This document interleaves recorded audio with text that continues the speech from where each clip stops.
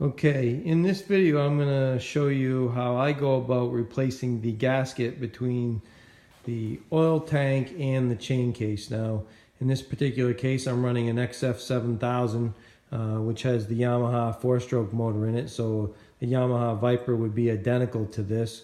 But I believe any Arctic Cat snowmobile since 2012, either 4-stroke or 2-stroke, all have an aluminum oil tank right here that's fastened to the chain case. In this particular case it's motor oil in it, but on a 2-stroke it would be the injector oil. And where this connects together or mounts together, there's no O-ring in there. It's just simply a latex RTV silicone gasket. And so every once in a while, whether it's due to heat or vibration or what have you, they can start to leak. And in this particular case I do have a leak that's coming somewheres down in the back here. And so we'll go ahead and we'll start to take this apart and see if we can get that fixed. Alright, so we went ahead, we ran the engine, we got it up to operating temperature. We then drained the oil out of the engine. I've drained the oil out of the oil tank here, and now we need to remove our exhaust. And at least on these 7000s and Yamaha Vipers, there's an exhaust spring way in the back right here. And what I found is the easiest way to get that out is to take a pair of needle nose pliers, put that on the exhaust spring itself, and then I attach another set of vice grips so I can get some leverage and pull on it, and can take that spring out pretty easy. Obviously take the bolts out, unhook your temperature sensor, and then we can pull the exhaust right out. Okay, well I have the exhaust out of the sled now, and let's take a look and see where this leak was coming from. First thing you might say is, wow, it's awful clean in there. He doesn't ride his sled, but just 2 weeks ago I had this all apart and cleaned everything, trying to figure out exactly where the oil leak was coming from. Initially, when I saw oil on the ground, I thought it was my chain case fluid leaking, but as it turns out, it was engine oil. And right here below this bolt where the oil tank and the chain case come together, it was ever so slightly seeping out right there. Apparently the gasket had worn or come apart right inside there, and a little bit of oil would seep out right here.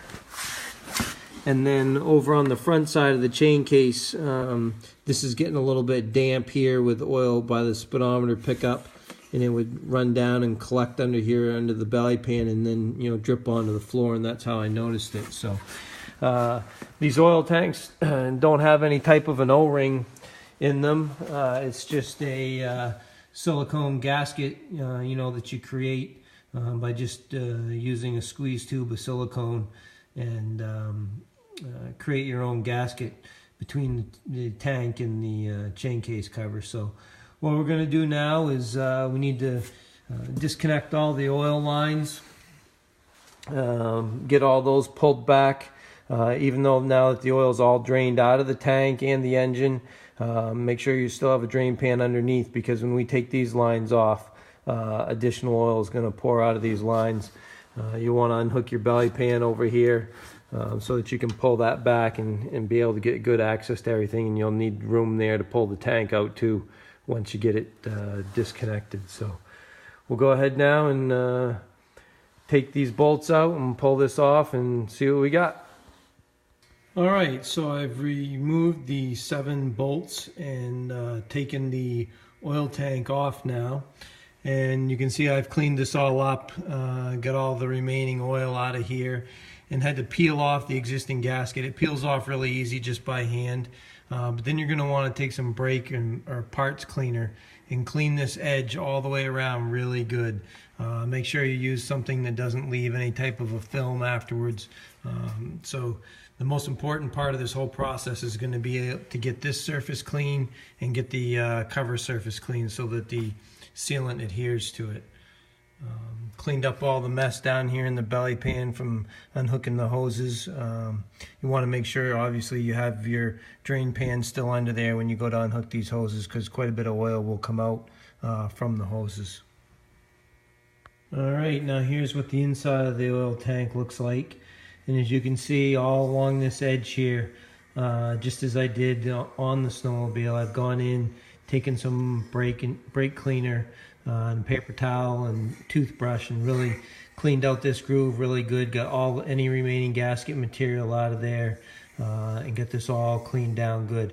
Also went ahead and wiped all the oil that I could outside of the tank here. This piece pops right out, so you can wipe it around there, but I want to make sure that when I put this back together, I don't have any oil, that's fresh oil, that's going to immediately run in and come in contact with the sealer. So go ahead, I think I'm all ready now. We'll go ahead and get the gasket material out and put a bead on this. Okay, the adhesive I'm going to use is the Loctite 5699. This is the exact same gasket material that Arctic Cat uses from the factory. You can buy it through your local Arctic Cat dealership for about $42, or I was able to find it at a local auto parts store and it only cost me $17, but it's the exact same thing. Okay, so now you can see I've gone ahead and I've added the bead of silicone all around the edge here inside that groove, and now we'll go ahead and place the cover back onto the sled. Okay, cover's back on the sled. The silicone itself will hold it in place. Now I'll go ahead and put the 7 bolts back in, tighten them to 13 foot-pounds in a crisscross pattern. Okay, case is all back on, all torqued down. As I mentioned, I torque them to 13 foot-pounds.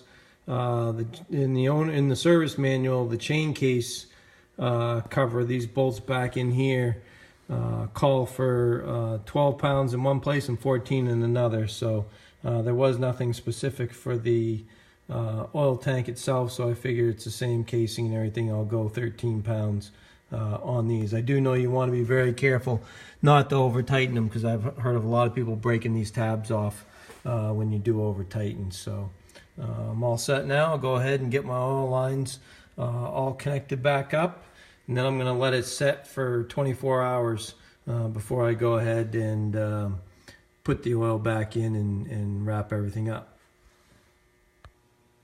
Okay, well, I got everything all back together. I let the sled sit overnight for about 24 hours, so that silicone should be good and dry.